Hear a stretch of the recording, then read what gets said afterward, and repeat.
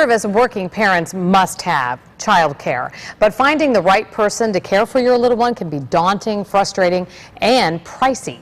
Contact 5 investigator Katie LaGrone exposes a popular, less expensive option for working parents, but this option has child advocates issuing a danger warning. Flexible, convenient, and cheap. Sounds like dream childcare. So what's the problem? They're illegal.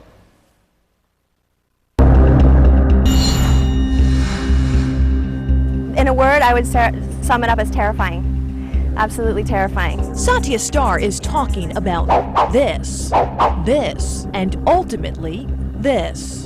It's happening all over the county. So much so, Satya says unlicensed home daycare operators have run licensed providers like her out of business after 11 years. The unlicensed providers are putting the licensed one out of business because they're offering much cheaper childcare. Using websites such as Craigslist, the Contact 5 investigators found dozens of unlicensed providers advertising affordable, discounted, even name-your-price childcare. We don't know if somebody's operating unless, we get a tip. The Palm Beach County Health Department oversees daycares in the county, but has few investigators working the beat.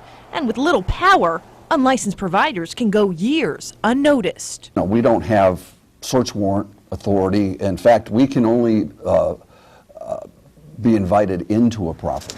Of some 45 tips called in since 2009, the department has managed to confirm less than half. It sounds like this is a problem that's so easy for people to skirt around. It's very difficult to find and then also very difficult to prove. This former unlicensed daycare operator fooled county inspectors into thinking she stopped watching children from this home in West Palm Beach.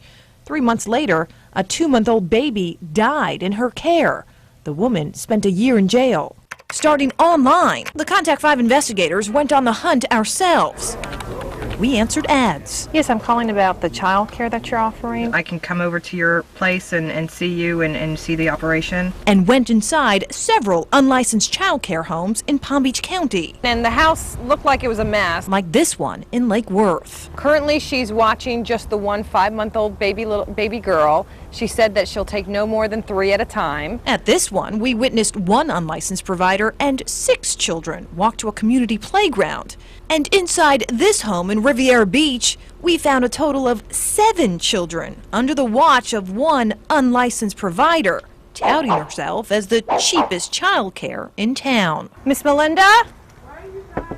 And we just wanted to know why you're operating the daycare without a license. She wouldn't answer the door, but gave us an earful over the phone. Okay, she just hung up. What did she say? Basically, how dare we, that she's a single mom and this is how she makes her money. Since she told me she's not licensed, and the reason that she's not licensed is so she can keep her rates low. It's a problem expected to get worse with a tough economy and tougher job market. It's pushing some of the individuals to look for facilities that might not watch a child from 9 to 5. They need those evening hours. Ultimately, it's about the children for me. Leaving grassroots advocates like Satya Starr on a new mission.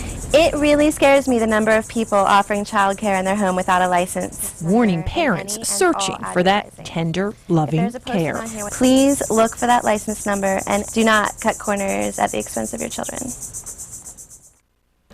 The Riviera Beach daycare provider featured in our story sent us an email days after our visit. In it, she wrote, "No matter what laws they have or what laws I may be breaking, I really don't care.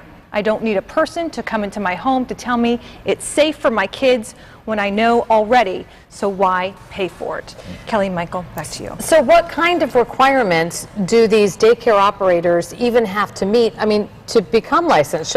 Is it so hard for them to become licensed? It's not so hard, but there certainly are requirements. Background screening, you have to abide by certain even square footage requirements if you're having if you have a daycare in your home. But it's these kinds of extras, if you will, that the county health department wants parents to make sure that they have. This is exactly why the county health department has it. And again, they say, parents, look for this. You want this kind of extra screening because it makes sure that the environment is safe. It's the safety net that you really go around Absolutely. or through at your own risk, your child's risk. Exactly. The county health department, this is one of those examples where the rules are in place for a reason, and it's for the safety and well-being of those children.